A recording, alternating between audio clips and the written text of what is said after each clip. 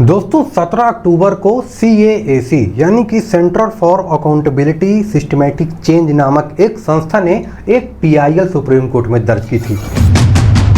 आज उसी PIL के ऊपर एक और नई अपडेट निकल के आई है, जिससे कि 99% के 100% कंफर्म हो गया है कि मनी कॉन्टेस्ट यहाँ पे फिर से रिटर्न होने वाले हैं।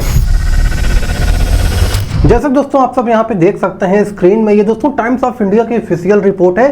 Times of India, the Hindu, जितने भी दोस्तों बड़ी बड़ी लीडिंग एजेंसी हैं, सभी अब इन खबरों को पूरी तरीके से पब्लिश कर रही हैं। जहां पे आप लोग स्क्रीन पे देख सकते हैं, ये बात बोली जा रही है कि जो भी गैर पंजीकृत यानी कि नॉन रजिस्ट्रेशन गेमिंग एप्स हैं, उनमें पूरी तरीके से जुड़े लेन देनों को रोका जाएगा।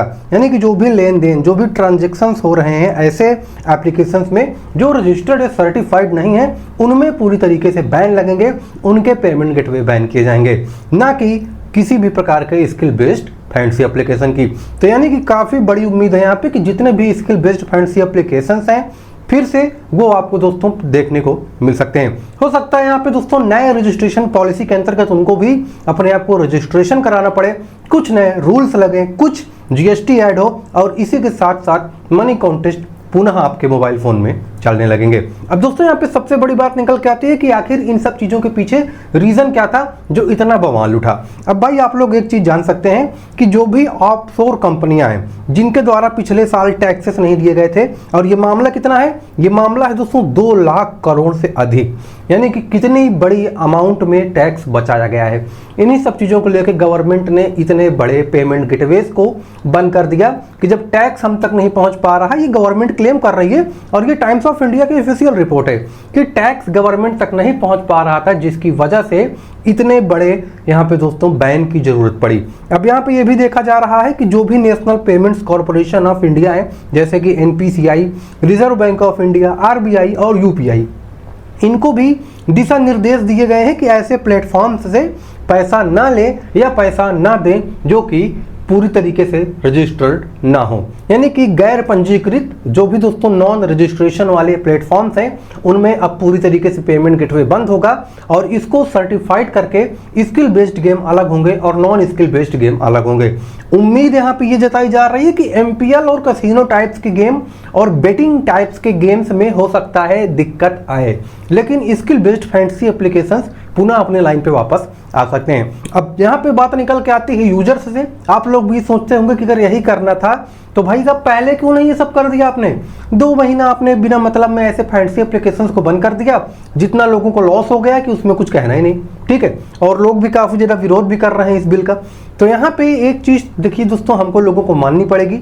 गवर्नमेंट ने जो बोला था कि यहाँ पे वो किसी प्रकार से जो इलीगल एक्टिविटी हो रही है उसको ठीक करना चाह रही थी, और जो भी प्रकार के यहाँ पे GST टैक्सेस का मामला था उनको ठीक करना चाह रही थी, तो इसके लिए गवर्नमेंट ने ये फैसले उठाए। लेकिन अगर देखा जाए, सही ओपिनियन देखा जाए, तो बिना बैन किए भी चीज़ों को सुधारा जा सकता था। आप जितने प्रकार के नॉन रजिस्टर्ड एप्लीकेशन थे आप उनको तुरंत बैन कर देते।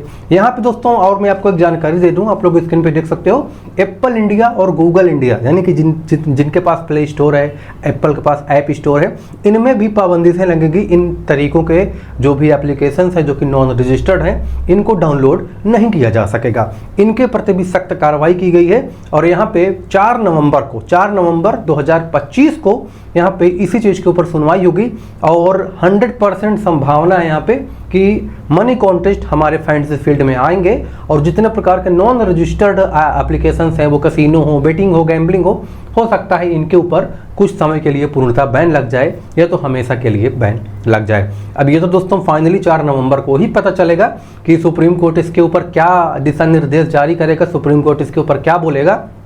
लेकिन एक चीज़ पूरी तरीके से तय है कि आपके fantasy based skill based game सही रहेंगे।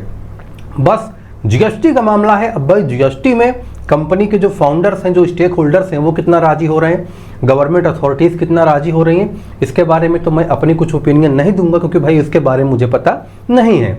और आप लोगों के लिए एक काफ़ी सुनहरा अवसर है कि इन सब चीज़ों के चलते समय, इन सब जो बुरे समय चल रहे हैं फैंटेसी फील्ड के लिए, इसमें भी आप काफ़ी बेहतरीन तरीके से अपनी मदद कर सकते हैं हमारे ऑफिशियल टेलीग्राम ग्रुप से। लिंक वीडियो की डिस्क्रिप्शन पर है, बस जाना है, क्लिक करना है, ज्वाइन हो जाना है, और वहाँ पर रुकना है, कम से कम 20 दिन 25 दिन का समय देना है, तभी आप लोग वहाँ से कुछ मदद पा पाएंगे।